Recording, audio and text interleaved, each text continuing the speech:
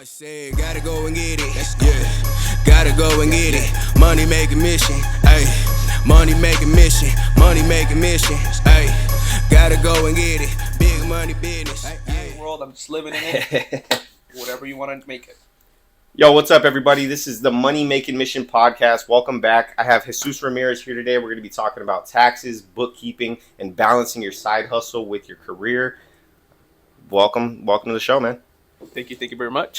Yeah, absolutely. So thank you for having us here today. I'm excited to talk, excited to discuss these topics with you. Definitely.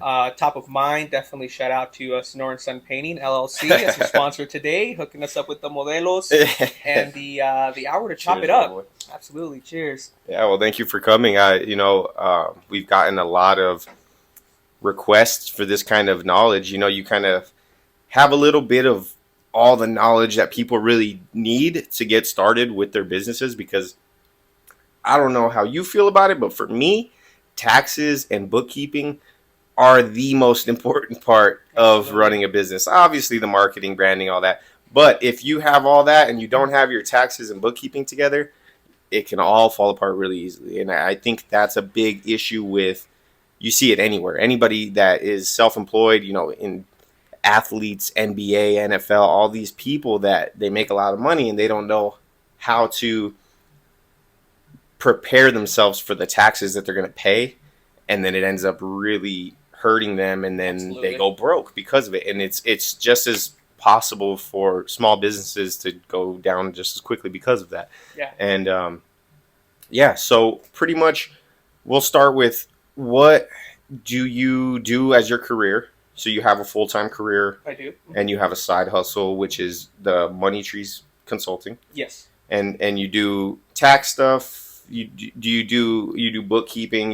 Is that the full service? Pretty much, yeah. So as far as Money Trees Consulting LLC goes, I would define myself as a financial consultant. So paint the brush of the bookkeeper. I can paint the brush of both a tax preparer and a tax strategist, because they are two different things. Mm-hmm.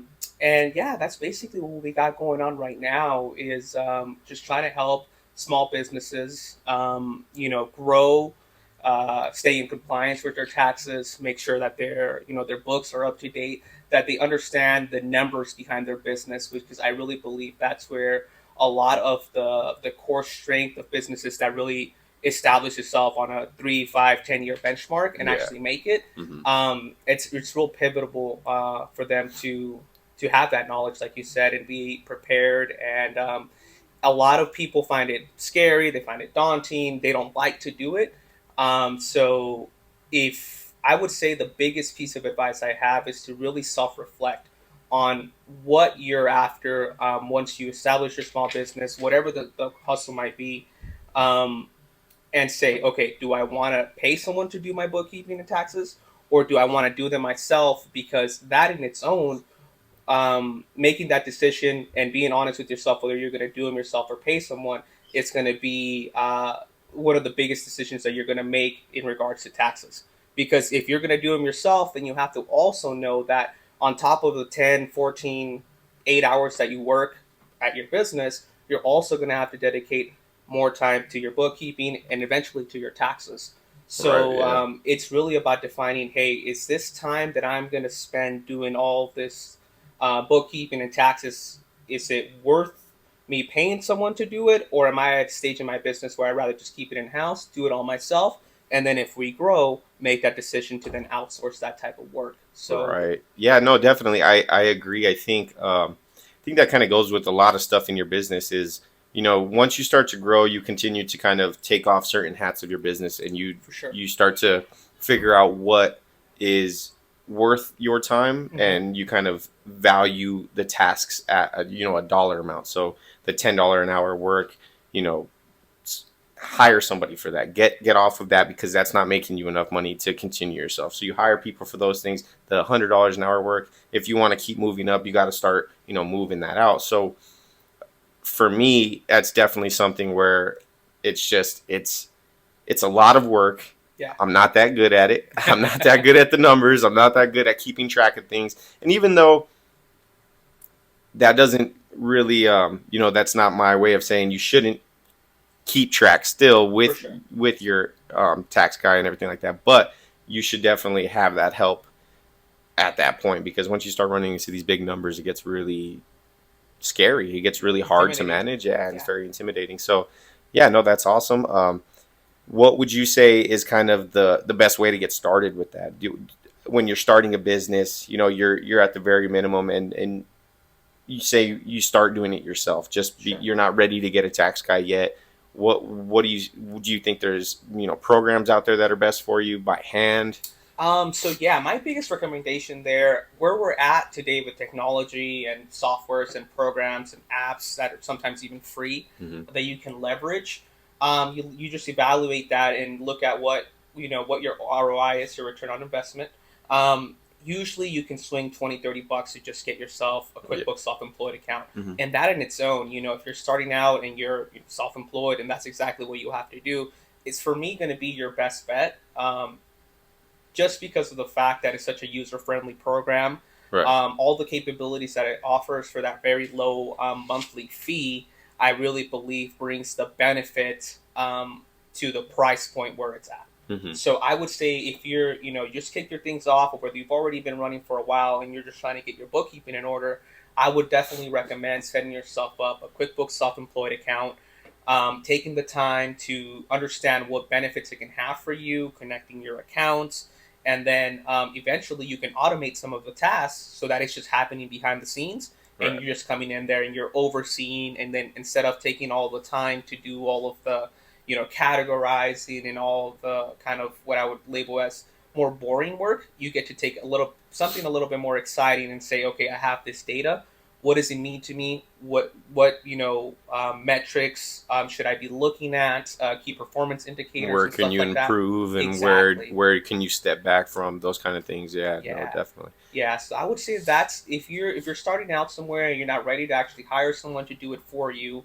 I would say definitely look into, if it's not QuickBooks Self-Employed, a very similar program that offers that kind of benefit so that you can definitely have that one place where you can say, okay, this is where I do my bookkeeping, this is where I'm going to keep everything organized, and really have that control of your books. Hmm. um, yeah, so that's where I would take it for sure. Yeah, no, definitely. And that's really good information for a lot of people, because I think that's the hardest part, is just kind of getting started there. Because Sure. I know for me, when my first, job as a painter, I worked as a 1099 Yeah. subcontractor.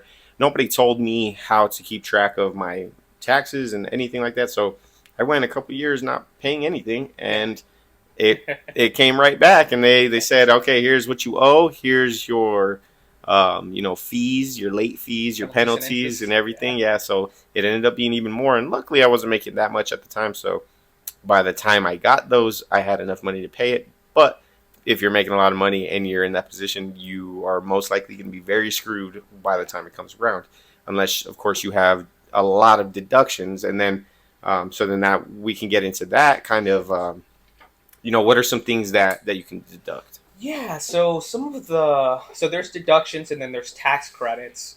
Deductions actually reduce the amount of taxable income that you have to pay liability on, and Hmm. tax credits actually reduce the other side of the equation by actually reducing the tax liability that you owe.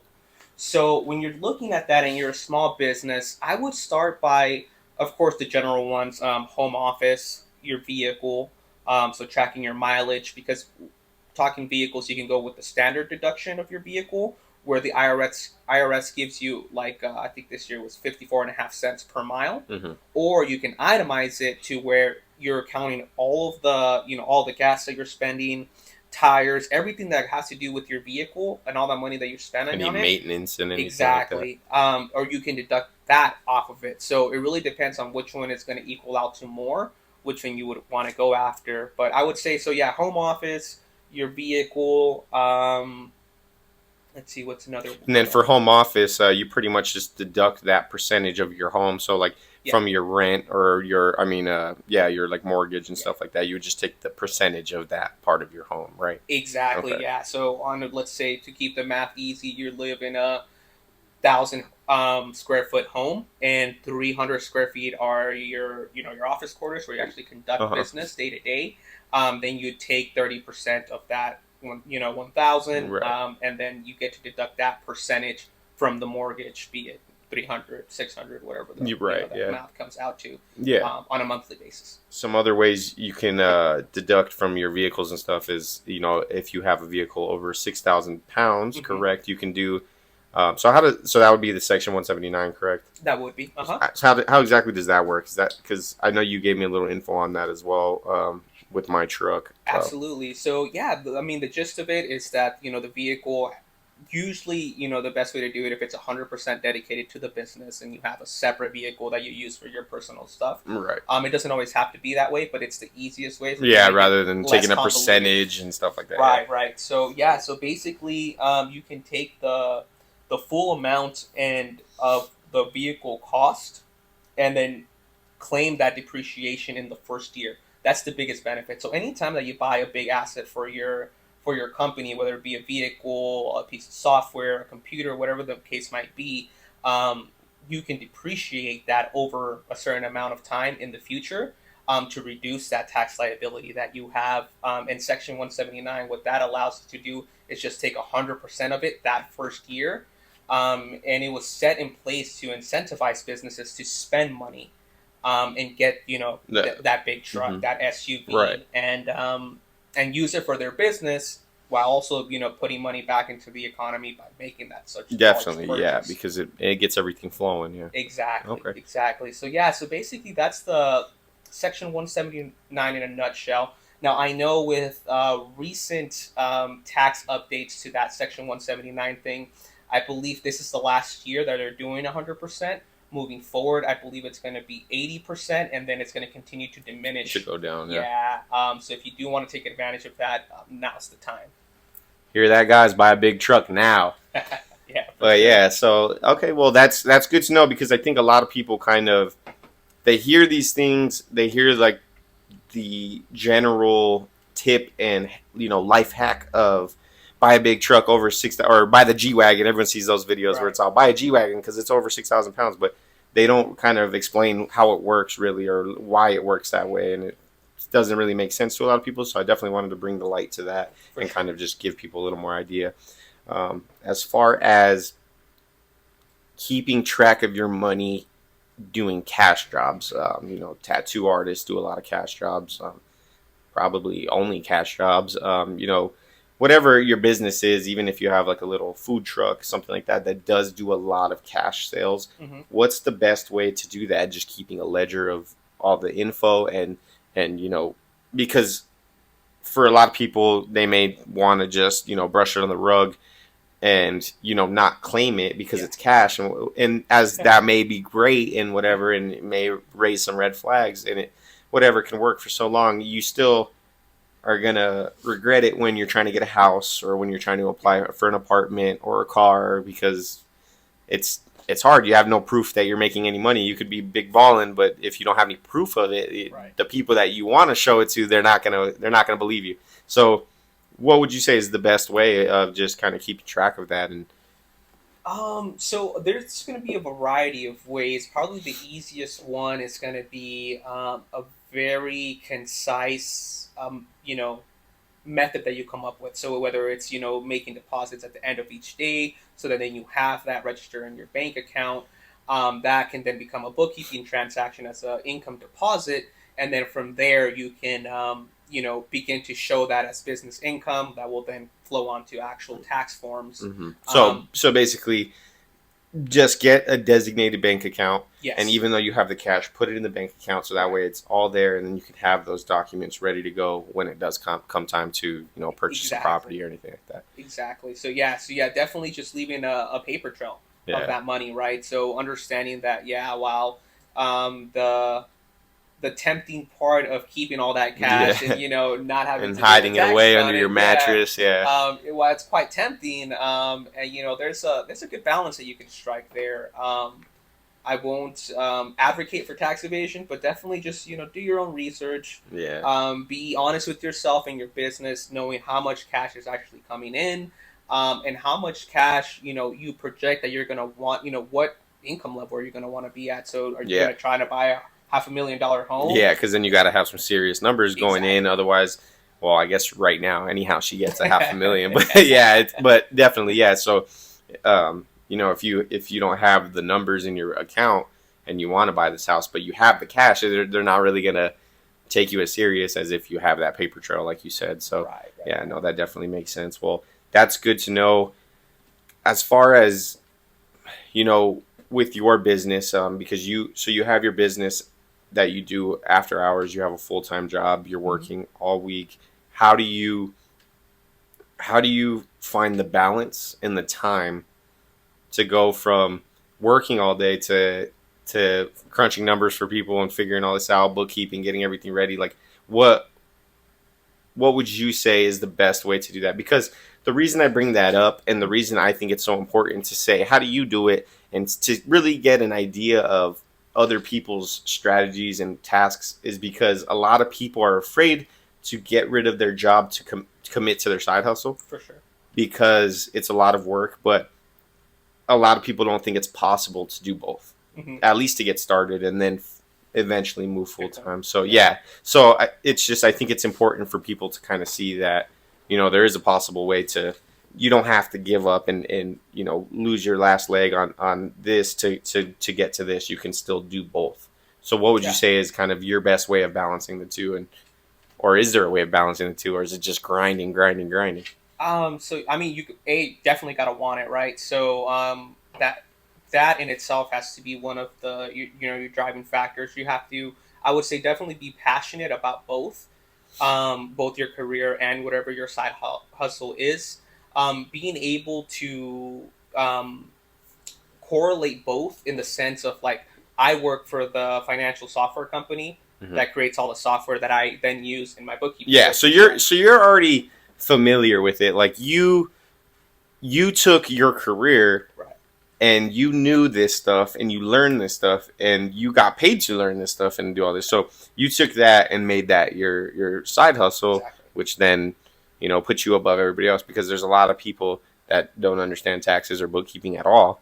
And as for you, it may be quite simple at this point, but for a lot of other people, they can't do that. So you took your main career and made it into a side hustle because you learned so much from it. Yeah. Very, very intuitive. There you go. If I was like on the wordplay there. Yeah.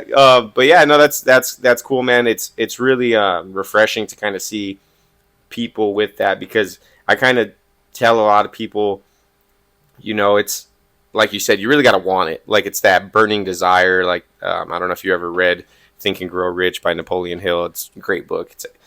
It's a really good book. If you're getting into business, read Think and Grow Rich by Napoleon Hill.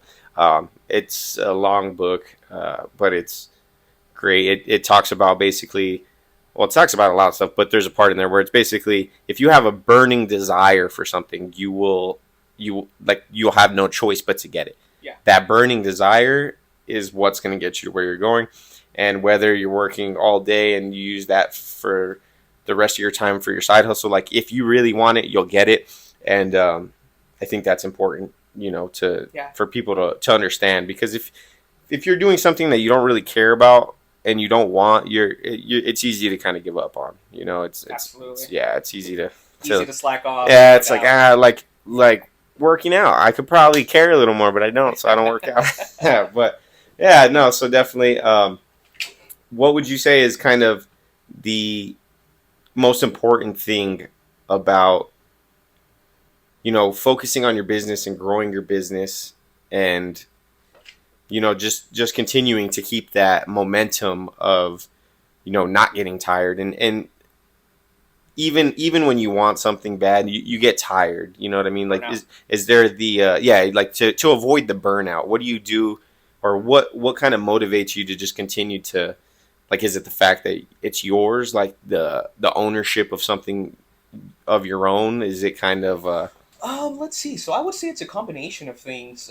First and foremost, I when I started this business, I was very honest with myself about exactly, setting goals 1, 3, 5 years about where I wanted to be both on my career path and with my business, Hmm. and setting really realistic expectations, and striking a very honest balance with what you want to accomplish and overcome. So basically, I pick my clients very carefully so that I don't then burn out on myself, because I know I'm only one person right now, and I know that in order for me to serve my clients at my best, I have to have a good chemistry with them. I Definitely. have to stand behind the business and behind the hunger that they show at their business, Right. to know that they're going to make a good connection with me right now, because I don't have the time. Even if I wanted to, 8 days of my day are already bought. I mean, 8 hours of my day are Right. already Yeah. bought. And, that leaves you with 16. You still got to sleep a little bit. You still got to be with the family, because or else what you're doing, for what? Right. Yeah. So I would say it's definitely just being honest with yourself, understanding what workload you can do successfully, still add value to your clients, still just take care of business, and grow your brand and your business at that scale. Right. So for me, I know that if I was to go out there and market a lot more heavy, and reach out to all of the business owners I know, start knocking on doors and stuff, Right. I could grow my client base probably triple, Yeah. quadruple pretty fast. But then, is that going to be the best thing for me right now? No, that would require me to get staff, really start making decisions of whether I'm going to continue with my career at my corporate job, or am I going to dedicate myself full time to this, because I'm not ready to cross that bridge yet. Yeah. I strike a comfortable balance between my career, my job at work, and then coming home to my clients and my side hustle. And it's definitely the piece of you're an owner, right? So you're the owner, you're the Yeah. CEO, you're the with a lot of power comes great responsibility, they say. Yeah. Yeah, man. So it's really, for me, it's that balance. Yeah. Definitely. Well, so bringing up that this podcast is a really fun thing for me because it's not just for entrepreneurs. Like For sure. I want to be able to reach a whole audience of people. So that kind of brings me to another point of you're not ready to cross over to the path of full time your own business, and which is completely fine for a lot of people because some people have great paying jobs. You know what I mean? Like people have these great jobs that aren't going to go anywhere anytime Yeah. soon. So it's almost like you don't have to let that go.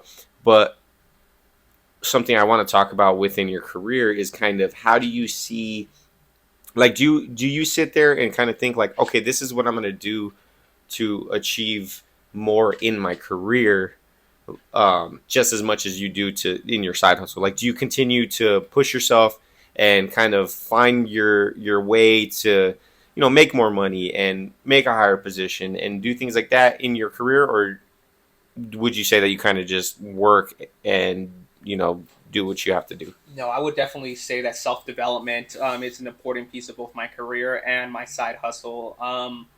Yeah, it's definitely staying fresh, always knowing that I have to keep my skills sharp in both arenas. And because they, interconnect so well together, I'm able to do it, keep sharp in both Hmm. by, using the same effort as if I was only working at my company, or as if I was only doing the side hustle on Right. its own, which is Yeah. why for me it was important to choose something that, that made sense and that, connected together, so that if I grow my skills in my side hustle, that's going to help me at work. And if I grow And then my vice skills at versa. work, exactly, it's going to help me Yeah. with my side hustle. So that's why I was very specific and pointed towards the industry that I'm in. I wouldn't say I was always like, hey, I want to be a bookkeeper and, Yeah. a tax person, No, for sure. Yeah. when I was little. But after understanding that we all have to do taxes, It's taxes. mandatory. Yeah. It's not going nowhere. Taxes are going to be there. That's Yeah. something that's always going to happen. So, I mean, that's obviously a great field to be in. Yeah. And then,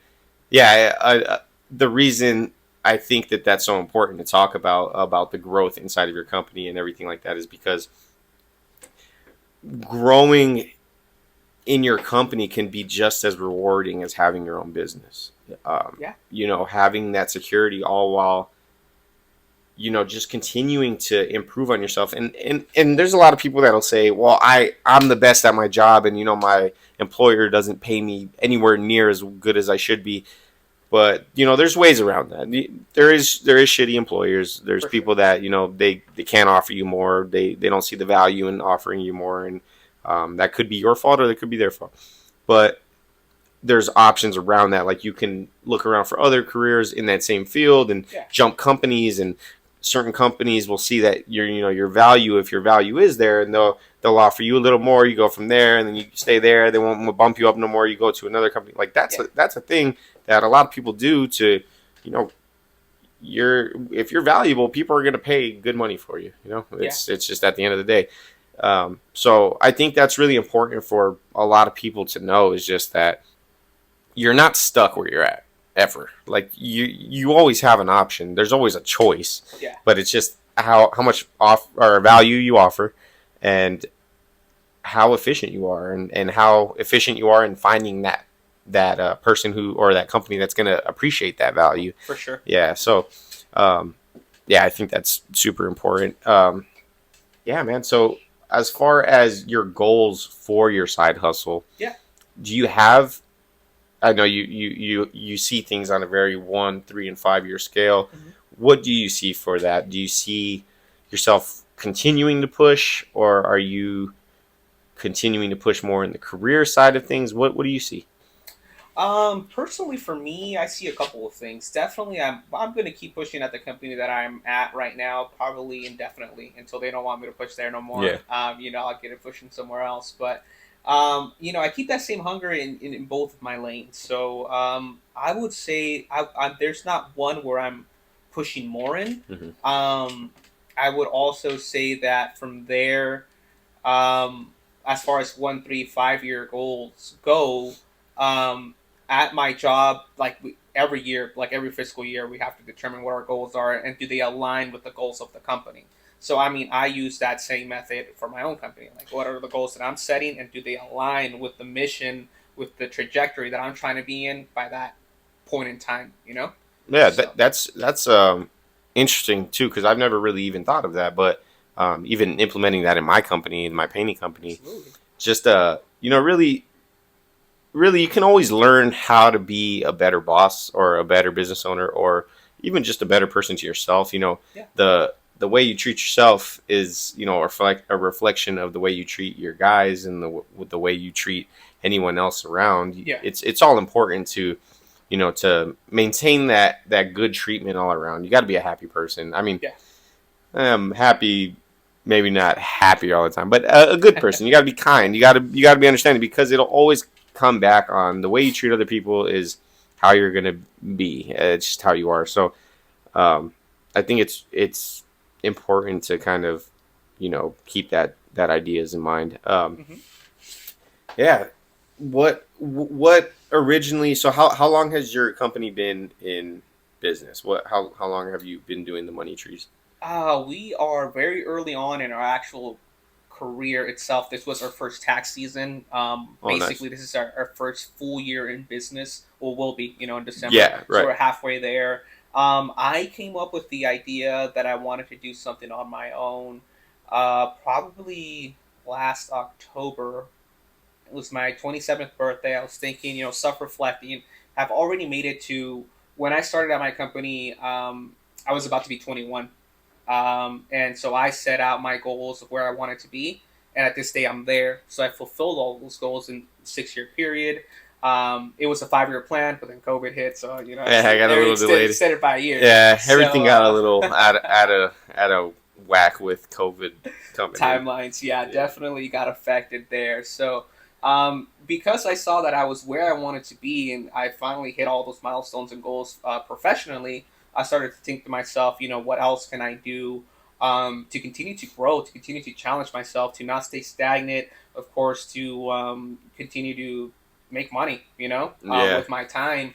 And, excuse me. And from there, that's basically, once I reached that point in my professional career, I said, okay, well, what else can I do?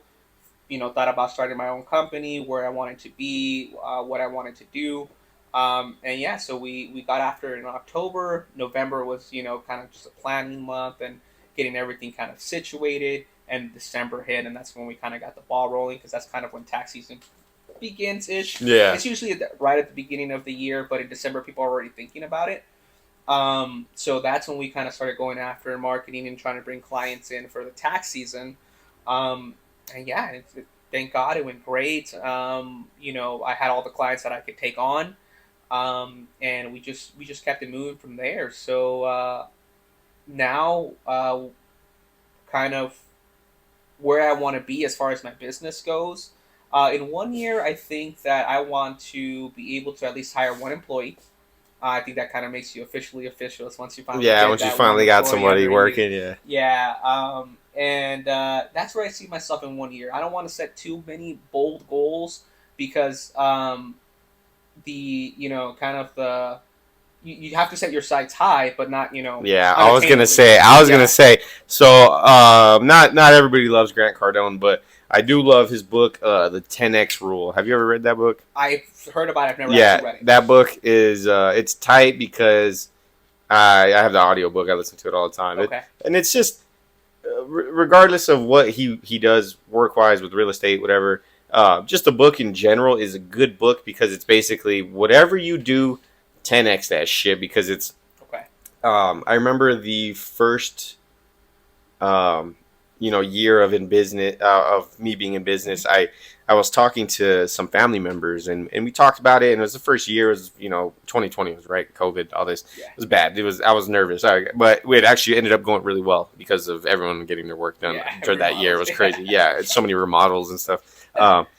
But I was told that my sights were way too high, and I don't remember what I think I was talking about trying to make that year or whatever. Okay. But whatever I set it at, I was told it was too high, Oh, and then which is a good reason to keep track of your bookkeeping yeah. because if I was keeping track of my bookkeeping, I would have known what I set it at. But it was too high, and then I ended up making a little bit less than that, Okay. but it was still great. Like it was more than I've ever made, in any other job that I've had. So even though that number was too high, everyone telling me that it was too high and I should set my goals lower, because I shot for that goal, Mm-hmm. I made still more than I would have made ever. Even though what I made was probably the goal I should have had. If I would have shot for that, I probably would have made even less. Yeah. So it's like you just got to continue to push yourself, and obviously there's different circumstances and stuff, but that's just the way that I see that in my particular thing. So I like that. I like that idea of the 10x. Yeah. No. Even Absolutely. if it sounds crazy, I think everyone should push themselves a little bit crazier than it Out of that seems. comfort zone. Yeah, because once you get, but then again, even starting a business on your own is putting yourself out of your comfort zone. Like Yeah. a lot of people can't even do that because they're so worried about it. I talk to people all the time where they have a job where they're at and they don't even want to start a side hustle because they don't have the time or they're nervous that it's going to distract them from what they're doing. And I think it's important to really take that next step of just kind of trying it out, because there's always these options and you can play it by ear as it goes and make shit happen, dude.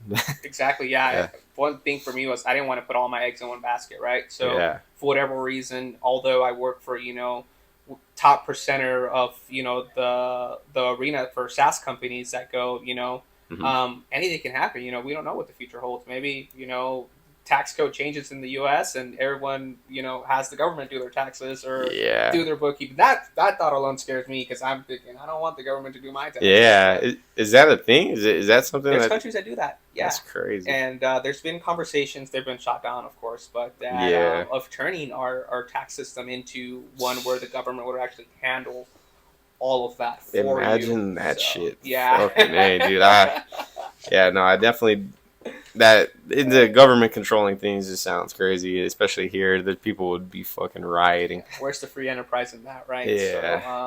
Yeah. So, as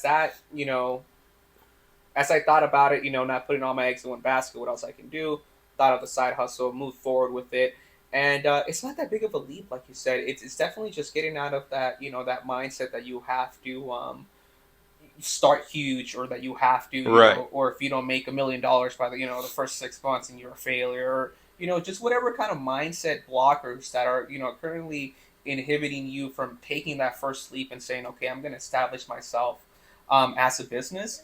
I would definitely challenge everyone to self reflect as to what's stopping them from that, and find solutions to be able Definitely. to push it forward. Well, and that's the thing too is a lot of people think that whatever market they want to get involved in or whatever, they think that there's too many people already doing it. Saturated. Yeah, yeah, exactly. It's oversaturated.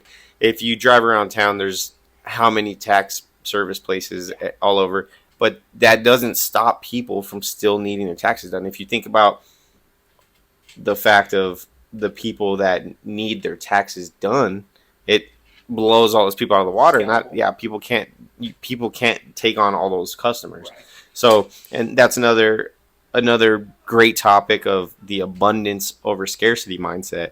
You know, once you start thinking that there's a limited or a finite amount of things, then you start to worry, and then you start to bring yourself back, and because you're scared, and you start rationing all your abilities and your resources and everything. But once you understand that everything is abundant, you have a lot of options, opportunities, everything is there for you, and you're going to continue to get those. It's all manifesting it in your mind, and it'll happen. It's crazy to just think about how limited us as people and humans put ourselves in. We put ourselves in this box of scared and scarcity mindset, when really there's a lot of opportunity for us all. Yeah. Do you see yourself kind of venturing off into any other businesses, or I'd love to. Yeah. Definitely. Is there anything that you see and you're just like, oh yeah, I would love to do that? There's a couple of things. So I would love to be in one way or another the cannabis industry. Oh yeah. So much money to be made in there. Oh yeah, it's And just now like that growing it's and growing. legal, Yeah. and it's in our state now. Is it federal legal yet? It's not federally legal. No. It's getting there, right? Or there's conversations about it. 'cause Absolutely. I've been seeing stuff like that, but It should be, but I mean Yeah. that's discussion for another time. yeah. But yeah. So Tune in to the Cannabis Legality podcast. There you Yeah. go. That's something that excites me. That's an industry that excites me. I would say JDM vehicles. So all that Japanese market and goodies that they have down there. I've always found it really cool to travel. So I'd love to have some sort of international business going, like import export cars type thing. Yeah. Because the market's so heavy for that, man. It's Yeah. crazy. The amount of money people are paying for these cars from the 1990s are now 30 years old. That's crazy. Yeah. Is pretty, it's pretty outstanding. And, somebody's got to bring them over here to sell them. So, why not me? Yeah, no, exactly. And then once you start kind of looking into it, and then you realize the process of it, you're like, oh, I can do that. Like, that's not so crazy for me to put together. Or, you just find the resources and you start to put everything together, and then it makes more sense. But I think that's the first step, is just figuring out, okay, here's a step-by-step how you do something. And I think that's with anything. Even on a day-to-day schedule, I think it's really good to have somewhat of a routine, or at least a schedule. Like, even if you don't do the exact same thing every day, I don't really believe in like morning routines and things like that. Okay. I don't know if you do. Do you have a morning routine kind of thing? Not really. I'm a pretty kind of just get up and do it type of guy. But, Yeah, exactly. Yeah. So because I know a lot of people, like millionaires, are like, oh, this is the morning routine you do. I don't really think that's up at 3. yeah. Well, shit, I wake up early. I wake up at like 4 a.m. Okay. and like I don't even need to be up at 4 a.m. It's just Okay. I just wake up and That's cool. yeah, Well, do what I gotta do. good. Yeah. Yeah. It's I wish I could sleep in. And then because I go to bed late, so I wish I Okay. could sleep in better. But and so yeah, so the morning routines, I don't think they're as important, but I think having a basic outline of, okay, tomorrow I'm gonna wake up at some time this around this time, wake up, get this taken care of, get this taken care of, get this taken care of. This is open, fit things in. Kind of it helps you with your productivity, and it kind of helps it out. And so even whether it's your daily scheduling or planning, or a business planning, or a major enterprise of planning, it's all planning. It's just it's more intimidating because it's on that larger scale. For sure. So yeah, that's definitely awesome. But is there any other businesses that kind of That float my boat. I wanna make a beer. I wanna brew a beer. Do you? Hey, I I've, have some buddies that have breweries here. really? Yeah, Yeah. actually, a guy that works with me owns shout out. God, it's slipping my mind now. What his brewery's called? Of I do that every time. Every time I gotta think of something. course, now I forgot. Yeah. I'll mention it later. Yeah. Yeah, he has a brewery here in We'll town. throw them in the The credits. yeah, the credits, the bio. Yeah, no, it's interesting to me. I don't know, thinking about the whole anything factory or like industrial, like Manufacturing. yeah, that kind of thing. Like just that whole idea of that kind of stuff kind of really interests me. Like big machinery of just like conveyor belts and just very constant work. Like that stuff. It interests me. Like it's just like a business like that. I don't know, just in general. But a brewery would be really cool. I like beer, so Yeah, the industry that excites you is. yeah, pretty much. Yeah, that's pretty much what I would get into. I've kind of thought about expanding like the construction trade a little bit. Going into flooring, plumbing, roofing, just things like that. Maybe general like remodeling stuff. But as of right now, I'm just kind of trying to get my guys to be in a good position where everyone's running smoothly and there's no problems. And obviously there's never not going to be any problems, but to the point where things can be solved without me being there completely. So once I can get that, then that's maybe where I'll start adding more things. So working on that like autopilot within the company and then moving on from there. But yeah, and then the media industry, I would love to continue on to this and just continue to provide content for people, give people the opportunity to learn stuff that I wish people spoke kind of directly about, because there's limitless opportunities to hear about things, and I think the fact that people will specifically ask me something to talk about and then I can talk about it, I like that opportunity to really bring value to people, and especially the peer group I'm around. We're lucky to have so many other entrepreneurs within our peer group, and yeah, it's definitely nice.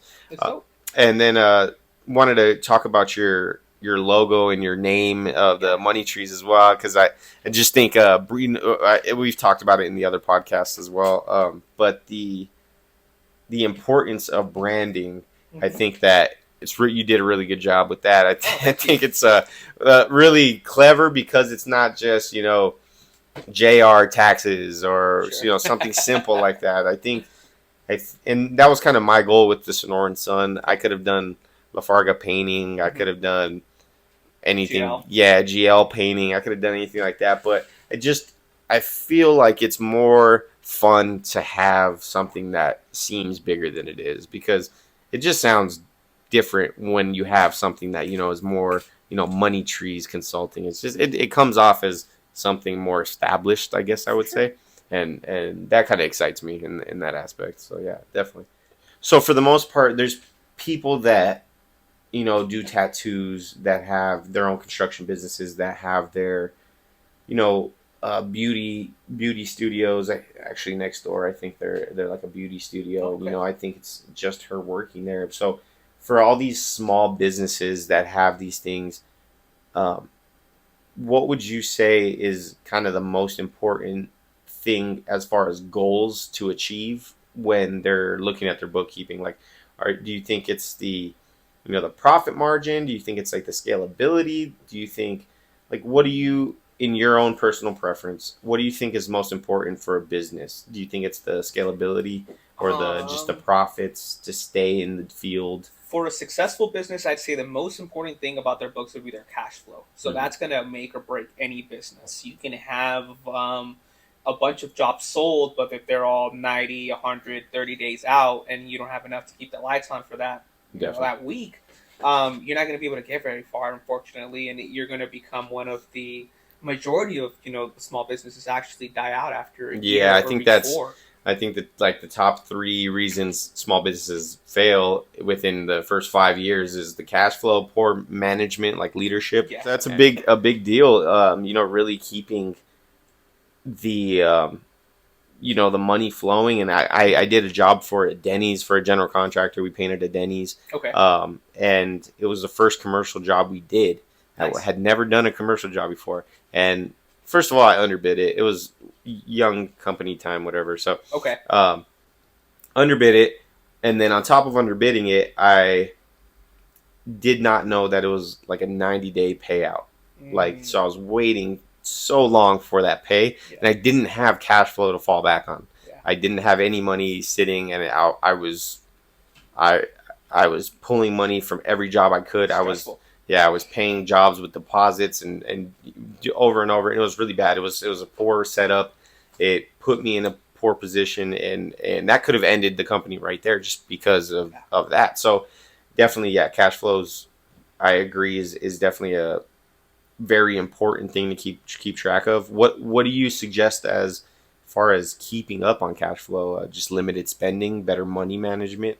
I'd say the first and foremost thing is something that you brought up, which would be price point, right? So understanding how to price your services in a very pointed way, in a place where it's not only gonna deliver that benefit for your customer, but also make sure that it's setting you up financially for success. So I would say, in order to keep your cash flow going, you're going to have to be able to have your price points correct.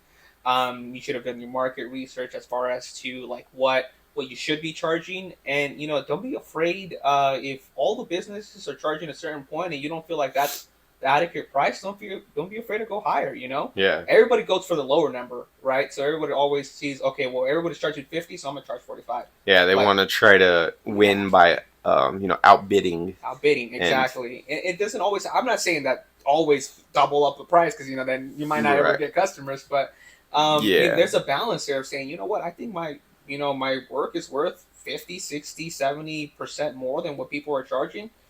Charge that, and the customers that are right for you are going to come. I think it's all about the value. If you provide the right value, and you can convey that to the customers, at the time of the estimate, or the consultation, whatever your field is, and if you can convey that to the customer and provide them that value up front and show them why you're more valuable, people want to spend money. I mean, obviously, if they don't have the money, they don't want to spend it. But if they have the money, and obviously you don't want to sell to someone who doesn't have the money. Yeah. But you want to provide them with value, so then they feel that they're winning from that sale. And a good negotiation is when both sides feel like they're They want. coming out good. So that's the thing is you want to just at least provide the value, and whether it's warranties, or whether it's prompt service, or whether it's great customer service, whatever it is you just want to make sure that value is not only conveyed but delivered as well. So I think that's definitely important. I think in the construction industry right now, there's so much work going on that a lot of people definitely leave that out the window, at least around here. But yeah, so I would say those are the two things in order to keep your books in order and your business healthy. Would be kind of should be top of mind. It's going to be understanding what your cash flow is, how much you're spending each month, savings, price points, and all of that. I mean, everything from a Fortune 500 company to a regular small business like me. Understanding all of that stuff and making sure that's happening in your business is crucial. Definitely. To the longevity of your business, to how happy it's going to make you, because it sucks to own a failing business, right? So then there's lessons in failure, but you don't want to be the person that's always failing. You just don't want to hit the all the way to the exact failure, because it goes.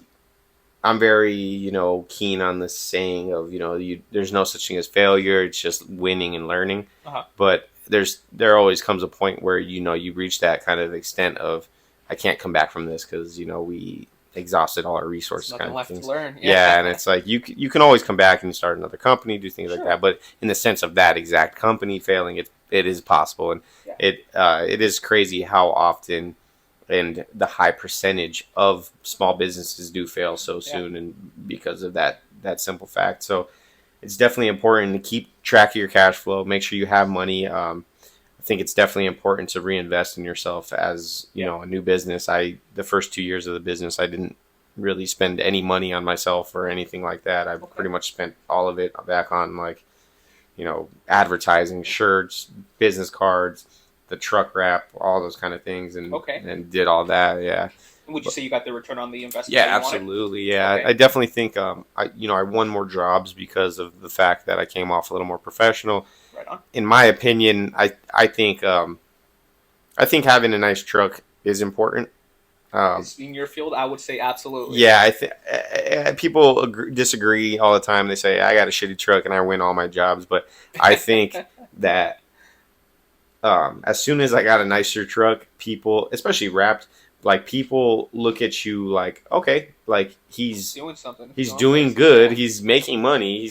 He's successful. He's doing good in his field. Obviously, people are hiring him continuously. Yeah. So it speaks to your brand. Exactly. So, and obviously, you don't want to pull up in a Lamborghini to a job, but yeah, I mean, maybe that's a little too much. Maybe you leave that in the garage, but yeah, no, definitely, I think that's all important. It kind of helps build your image, and obviously for different fields, like your field doesn't necessarily, it doesn't dictate it. It's not. So yeah, it's not typical that you have to pull up to a lot of people's houses, but it's always nice. It brings me to another fact of where, for me, getting a haircut once a week, getting some new clean shirts, whatever, just anything like that, and then having my truck clean, all those things kind of like put together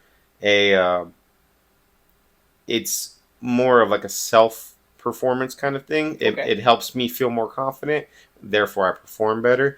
And I think things like that, I think whatever it takes, and it doesn't always have to be your self-appearance or whatever, but it can be kind of like, the way your business cards look. If they're new, shiny, they got those metal business cards. Some people love those, and they're great. If someone hands you a metal business card, you're going to remember that. So there's different ways to stand out and to feel comfortable, or confident, I should say. But I think whatever it is, it's definitely important for people to figure that out and find their confidence in whatever their brand is. And I think with your brand too, the Money Trees Consulting, it comes off almost as like the audience you're reaching to is people that are caring about their money. Yeah. And they're not just, they're going to you for the purpose of they're getting their taxes done because they do care about how much money they're making.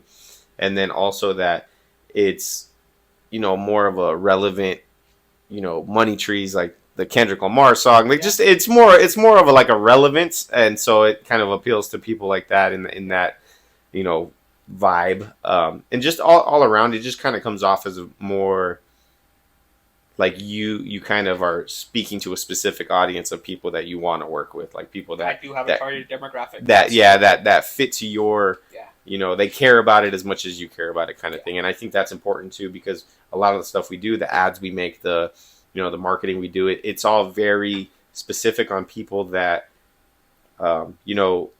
want their house taken care of, and they want it done right the first time. They want to know that there's a warranty, and then with that comes the higher ticket price. But you kind of you fit yourself into that demographic and that audience where you know exactly what you want, and then they know exactly what they want because you're displaying that. So I'd say the most important benefit that you could take away from our conversation today in regards to taxes would be making the decision whether you want to do them yourself or whether you're going to hire someone to do it, because that right there will save you so much time. Oh, absolutely. Like, if you're going to hire someone to do it, then you don't have to think about it anymore. You just got to pick the right person, and then it's in their hands. So yeah. And then from there, if you're taking it on yourself, it's about arming yourself with the correct tools, holding yourself accountable to doing it.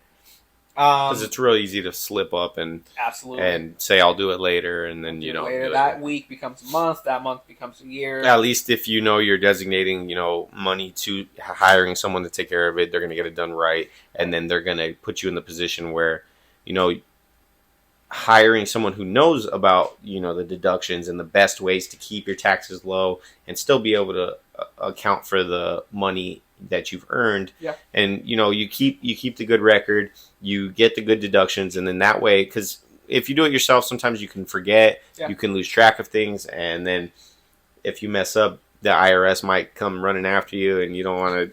Peace of mind that you buy Yeah, as well. exactly. Yeah. Yeah. And then so you save yourself time, you save yourself the worry, and which is really that's what any business is you want to provide a solution to people's problems, and you want to do it efficiently, as with as least issues and worry in the process. Absolutely. Yeah, so definitely. Understanding your own tax situation, how unique it can be. We're all, on different paths and different phases of our lives. Some have kids, some don't. There's so many factors that go into taxes. So I would just say, if you're going to take it on yourself, the IRS, the state agency websites want to help you, right? They want you to do your taxes, Yeah. right? So seek those out as official resources. Be careful to not listen to everything online, because some people are, just make stuff for the clout. Some people just, they're not leading you in the best direction possible. So I wouldn't say take everything from the internet that you read or hear. Right. But definitely use the resources that make the most sense, which would be the IRS website, the state agency website for wherever you reside. If you do have state income taxes, there's 42 of the 50 states have income taxes. Oh, I thought you were going to say didn't. I was like, what? I wish. Yeah, that's crazy. Yeah, that's crazy that even 8 of them don't have it. Yeah. That's wild. Yeah, man. Yeah. So, I would say that's what you want to take away from that, is really understanding your own situation. If you're going to do it yourself, know where you can research things, and be ready for the headache. Be ready for, that taxes are not made to be super easy. They're supposed to be. That's the whole theory behind the taxes, is that the IRS is supposed to make it as easy as possible.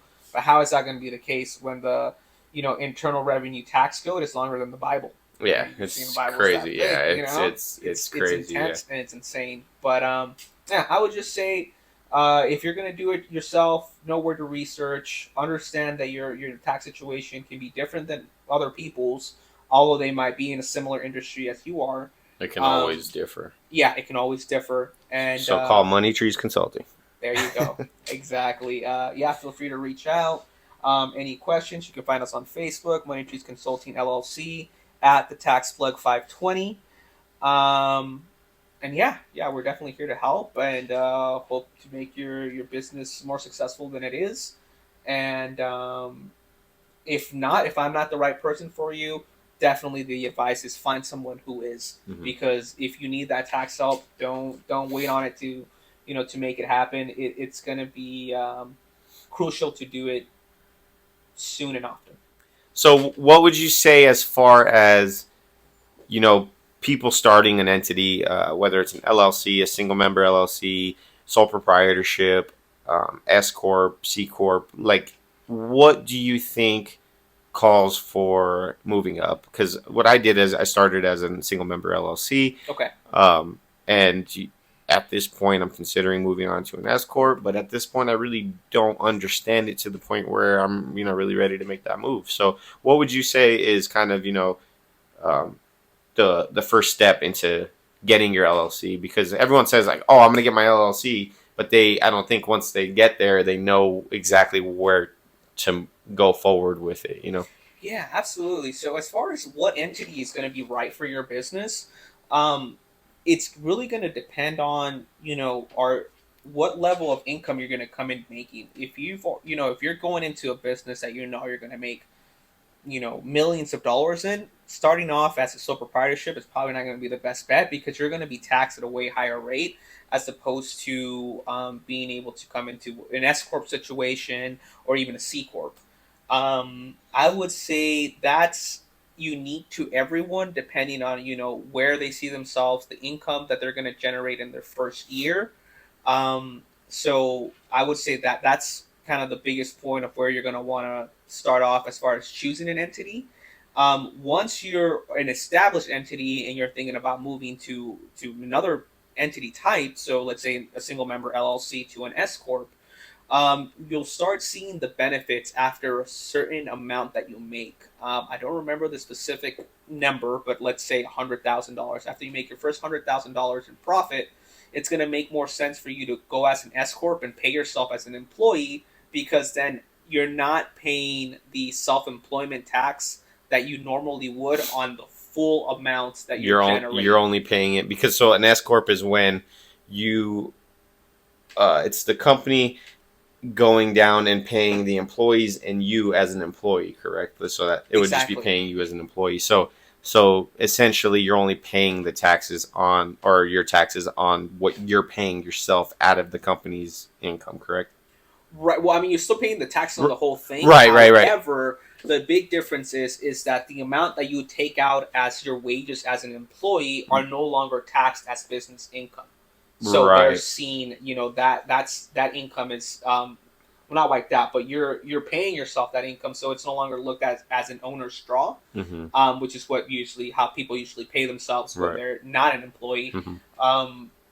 So that's one of the biggest benefits you're seeing. There's other fringe benefits that come with an S corporation, like S corp healthcare and stuff like that, that you can get into and actually use and take advantage of.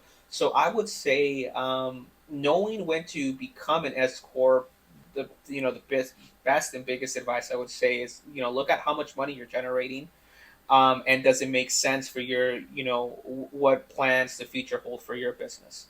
If you're going to continue to generate these large sums, then it's going to be better to start taking that money out as wages, as opposed to, and it does have to be reasonable wages. You can't just pay yourself whatever you want. Yeah.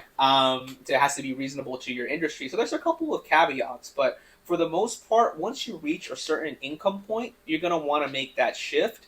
And that's where the tax advice, the tax planning, the tax strategy is going to come into place. It's when you start, generating those large amounts and you have to start making those kind of bigger decisions about your entity type. It's when you're going to want to look at, your tax situation and kind of just go from there. And if that, if it doesn't make a lot of sense to you, I definitely recommend to speak to a professional. And then even if you don't take on that professional to, help with your business moving forward, at least they can advise at that moment, is it the right move for you? And you can simply pay them for that service, and that's it. You just walk away with more knowledge, confidence in what you're doing, and, a path forward on where you want to be. Absolutely. Oh, awesome. I appreciate it, man. Thank you so much. All this information was really useful for everybody. I know. So. Yeah, I know it's helping out a lot of people. A lot of people ask for this exact information. So, Sweet. I appreciate you swinging by, giving us some of your time. I'm happy to have you back anytime. Perfect. Yeah. We got some more questions for you. Yeah. I appreciate it. Thank you so much, man. Thank you for swinging by, and thank you guys for watching the Money Making Mission podcast. Peace. Gotta go and get it. Big money business.